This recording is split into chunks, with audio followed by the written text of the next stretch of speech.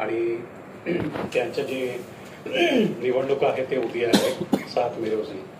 तो त्यांच्या काय करंट स्टेटस आहे त्यासाठी एक पत्रकार परिषद आपण आता बोलवलेला आहे. तो करंटली फर्स्ट मी माहिती देतो की आपले काय स्टेटस आहे आणि त्यानंतर जे आपले प्रश्न आहेत ते आपण विचारू शकतो. सो बेसिकली असं आहे की आपल्याकडे रत्नागिरीचे जे 5 AC आहे आणि सिंदूरचे जे 3 AC आहे असेंब्ली कॉन्स्टिट्युएन्सीज, तो या 8 ACचे जे डिस्पॅच झाला पाहिजे. सो त्यामध्ये 46चे जे 6 AC आहेत त्यांचे डिस्पॅच झालेलं आहे. बिकॉज आपल्याला माहिती आहे की आपले 46 रत्नागिरी सिंदूर लोकसभा मतदारसंघाच्या मी निवडणूक निर्णय अधिकारी असल्यामुळे तो यांचे जे रिपोर्ट आहे ते आमच्याकडे आलेले आहे. आणि दापोली आणि गुहागरचे जे आहे मला वाटते की ते रायगडचे जे जिल्हाधिकारी आहेत त्यांच्याकडे गेले असेल. सो करंटली ECIला जे रिपोर्ट पाठवायला पाहिजे 4 वाजताच्या की सगळे डिस्पॅच जे झालं की नाही ते आम्ही आता रिपोर्ट जे आहे ते दिलेलं आहे. सो करंट स्टेटस असं आहे, मी थोडा माहिती देतो आणि त्यानंतर परत आपण उद्याच्या काय तयारी केलेली आहे त्या विषयांवर येऊ. सो आपल्याला माहिती आहे की आपले 46 PC मध्ये जे टोटल वोटर्स आहे ते 14,51,630 आहे. आणि यामध्ये फायनल ड्राफ्ट जे आहे ते 23 जानेवारी रोजी आपण मागच्या SSR म्हणजे विशेष संक्षिप्त पुनरीक्षण कार्यक्रम 2024चा जे संपलं होतं ते 23 जानेवारी रोजी संपलं होतं. तर त्यानंतर आपण परत एक शेवटच्या संधी दिली होती आपले न्यू वोटर्स आणि कोणी राहिलेले वोटर्स असेल त्यांना शेवटची संधी दिली होती. तो यांच्या आता करंट असं आहे की final publication of erectile role जे आहे ते 19 एप्रिल 2024 रोजी आपला संपलेला आहे. सो 23 जानेवारी पासून 19 एप्रिल पर्यंत जे आहे त्यामध्ये 13,159 लोकांना आपण नवीन लोकांना जोडलेले आहे. सो आता फायनल पब्लिकेशन जे आहे ते 14,51,630 आपले टोटल वोटर्स झालेले आहेत. आता आपण आपले पोलिंग स्टेशन्सचा आकडे बघितला तो आपल्याकडे जे 6 ACs आहे म्हणजे 46 रत्नागिरी सिंधूर लोकसभा मतदारसंघ. सो इथे चिपळूणमध्ये 336 आहे, रत्नागिरीमध्ये 336 आहे, रत्नागिरीमध्ये 347 आहे, राजापूरमध्ये 341 आहे, कणकवली म्हणजे सिंधुदुर्गचे 332 आहे, कुडाळमध्ये 278 आहे आणि सावंतवाडीमध्ये 308 आहे. सो टोटल जे आहे आपल्याकडे पोलिंग स्टेशन जे आहे बेसिकली 46 रत्नागिरी सिंधूर मतदारसंघच्या 1,942 आहे आणि आपले जिल्ह्याच्या बोर्ड बघितलं ते 1,717 पोलिंग स्टेशन्स आहे ज्यामध्ये दापोली आणि गुहागर असेंब्ली कॉन्स्टिट्युएन्सीज आहे. सो आता आपण आपले पोलिंग पार्टीजच्या आकडे बघितला. सो मी ज्याप्रमाणे पूर्वी सांगितलेलं आहे की आपले 6 ACs जे आहे 265 ते 270 हे 6 असेंब्ली कॉन्स्टिट्युएन्सीच्या जे पोलिंग प्रिसाइडिंग ऑफिसर जे आहे ते 1,942 आहे. बिकॉज प्रत्येक पोलिंग स्टेशनला एक प्रिसाइडिंग ऑफिसर आपण देतोय आणि त्याप्रमाणे आणखी 3 पोलिंग ऑफिसर्स म्हणजे polling officer 1, polling officer 2, polling officer 3 असा 1,942 इंटू 4 आपण पकडा बिकॉज 4च्या टीम आहे. सो हे आहे आणि रिझर्व्ह टीम्स जे आहे ते 205 PRO रिझर्व्ड आहे आणि 820 आपले पोलिंग ऑफिसर्स रिझर्व्ड आहे. तो आपण जे टोटल या उद्याच्या कामासाठी म्हणजे उद्या स्पेसिफिकली जे पोलिंग डे आहे या कामासाठी आपण जे नियोजन केलेलं आहे आणि ज्यांचे आदेश काढलेले आहे ते टोटल आहे 8,588 आहे. 8,588 इतकी टोटल आपल्याकडे पोलिंग पर्सनल आहे इन्क्लुडिंग आपले रिझर्व्ह जे लोक आहेत त्यांना जोडून. आता आपण सकाळी आपले जे प्रक्रिया सुरू होणार आहे ते सकाळी 5 वाजता सुरू होणार आहे आणि 5:30 पासून एक पोलिंग एजंट आला तो एक पोलिंग एजंटच्या हाजरीमध्ये आपल्याला मॉक पोल कंडक्ट करावी लागतो. समजा कोणी आले नाही ते आपण 15 मिनिट वेट करून 15 मिनिट नंतर म्हणजे 5:45 पर्यंत आपण प्रक्रिया सुरू करतो. आणि मॉक पोल मध्ये आपल्याला माहिती आहे की 50 वोट्स आपल्याला मिनिमम करावी लागते आहे. सो यासाठी जी आहे आपले सेक्टर ऑफिसर्स जे आहे म्हणजे सेक्टर ऑफिसर्स म्हणजे यांच्याकडे नवीन मशीन्स उपलब्ध राहणार आहेत. ठीक आहे. तो आपण प्रत्येक सेक्टर ऑफिसर यांच्याकडे 2-2 मशीन्स दिलेले आहेत. त्यामध्ये BUCU व्हीव्हीपॅट असा 2 सेट्स आहेत. सो आपल्याकडे टोटल आपण जे रेग्युलर जे आहे ते 250 सेक्टर ऑफिसर्सची नेमणूक केलेली आहे. म्हणजे आपण सरासरी बघितलं त्यांना 8-9 पोलिंग स्टेशनच्या त्यांना ॲव्हरेज येतो. आणि या कामासाठी जे रिझर्व्ह आहे ते 31 टीम्स रिझर्व्हमध्ये, सेक्टर ऑफिसर टीम रिझर्व्हमध्ये आहे. सो टोटल जे आहे ते 281 इतकी आपण सेक्टर ऑफिसर्सची नियुक्ती जी आहे ते केलेली आहे निवडणूक प्रक्रियासाठी. सो इथे यांचे काम आहे, प्रत्येकाचे काम आहे की सकाळी 5:30ला एक पोलिंग स्टेशनला जाऊन ते मॉक पोलची प्रक्रिया बघणे आणि तिथून नेक्स्ट पोलिंग स्टेशनमध्ये जाणे आणि तिथे मॉक पोल प्रक्रिया बघणे त्यांचे काम आहे. सो या दरम्यान कोणतेही मशीन काय खराब झालं असेल तर त्यांच्या रिप्लेसमेंट करण्यासाठी यांच्याकडे जे मशीन्स आहेत ते आपण रिप्लेसमेंट करून घेतो. सो हे आहे सेक्टर ऑफिसर्सच्या माहिती. आता आपण आपले जे सीजर्स आहे, आपल्याला माहिती आहे की मार्च 16 पासून आज आपले मे 6 पर्यंत, म्हणजे कालच्या 6 PM पर्यंतच्या माहिती आहे. तो आपण इथे कॅशचं बघितला. सो कॅश आपण जे आहे टोटल कॉन्फिस्केशन केलेले आहे, सीजर केलेले आहे ते 14,49,735 इतकी आपण कॅश सीजर केलेले आहे. ओके. हे आहे ते लिक्करच्या लिटर्समध्ये 90,912.7 इतकी लिटर्स आपण लिक्करच्या आपण सीजर केलेले आहे.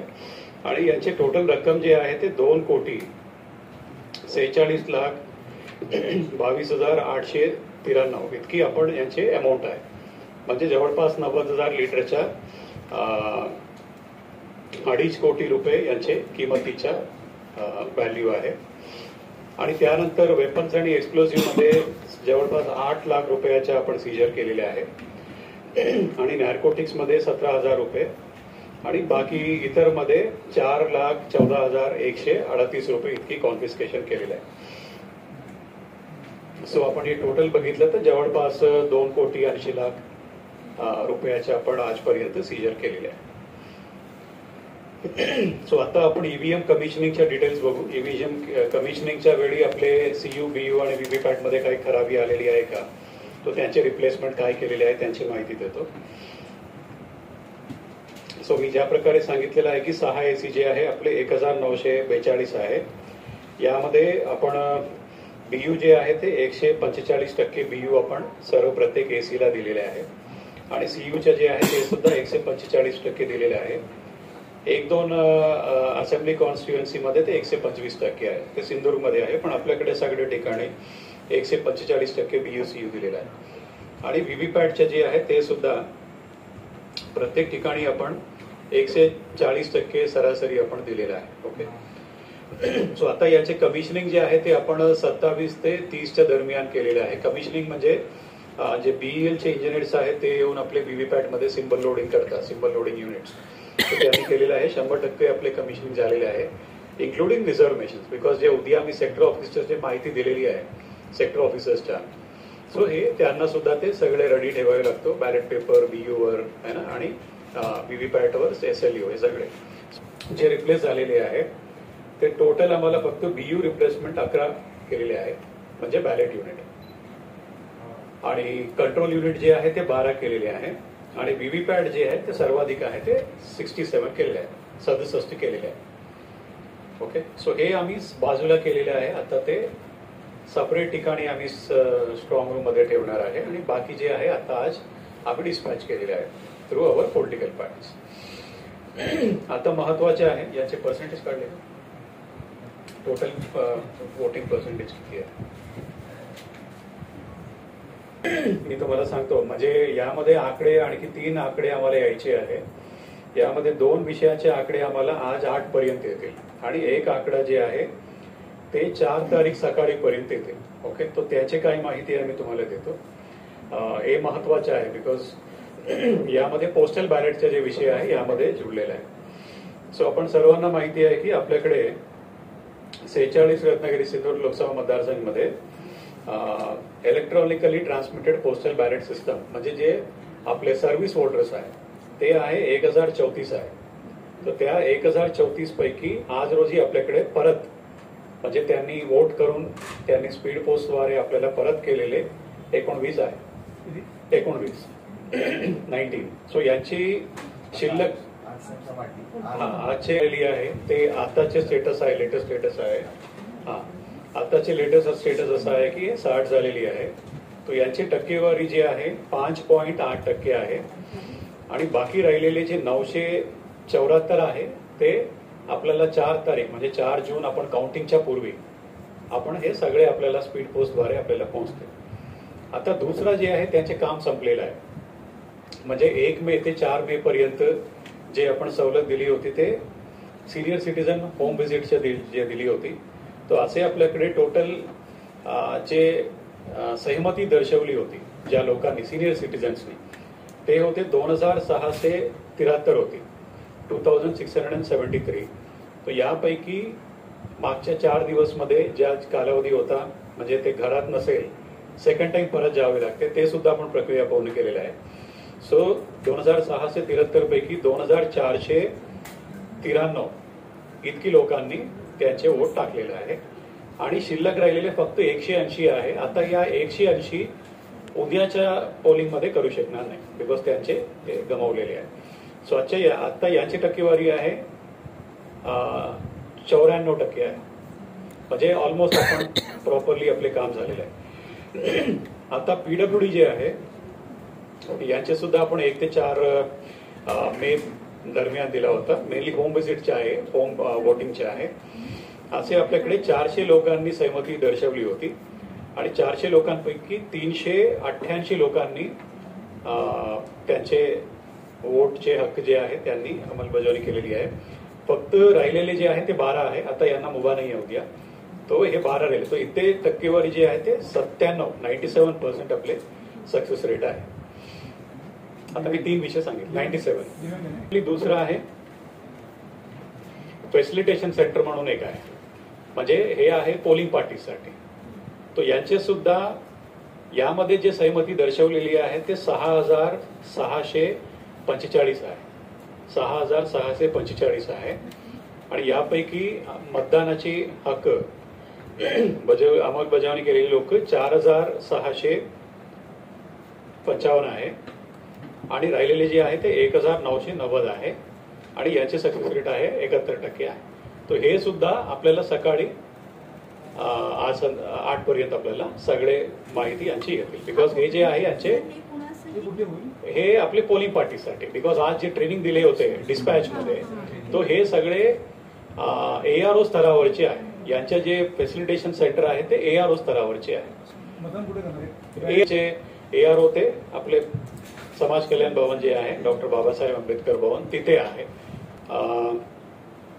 ETPBSच्या 6% आहे. सिनियर सिटीजनच्या 94% आहे. दिव्यांगच्या 97% आहे. PVCच्या जे आज 8 पर्यंत येणार आहे ते 62% आहे. आणि फॅसिलिटेशन सेंटरच्या जे आहे 6645 पैकी 71% झालेले आहे.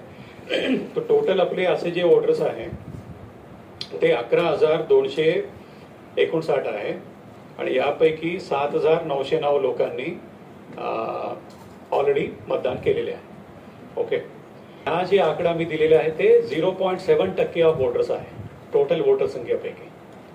0.7% वोटर्स या 5 प्रकारच्या जे आपण सुविधा दिलेली आहे त्यामध्ये म्हणजे ओव्हरऑल आपण बघितलं 1% वोटर्स या प्रक्रियामध्ये सहभाग झालेले आहे आणि त्यांचे 7 मेच्या पूर्वी प्रक्रियामध्ये आलेले आहेत.